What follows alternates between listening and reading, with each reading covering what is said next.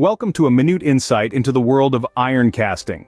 A crucial process in manufacturing, iron casting transforms raw iron into countless components and parts. First step, pattern creation. A replica of the desired product is crafted from materials like wood, metal, or plastic. Next, the pattern is used to create a mold, most commonly from sand. The pattern is removed, leaving a cavity ready for casting. Iron, often as scrap or pig iron, is melted at high temperatures in a furnace.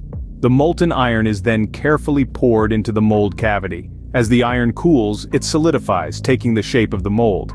After cooling, the mold is broken away and the casting undergoes finishing processes for the desired surface finish and accuracy. But we're not done yet. Each casting is inspected for defects using non-destructive testing methods. Once approved, the cast iron components are ready for their final destination. Iron casting. It's an art and science combined, offering the ability to produce complex shapes, high strength-to-weight ratio, and cost-effectiveness for large production runs.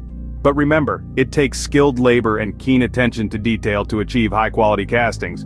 That's your minute insight into iron casting. Stay tuned for more.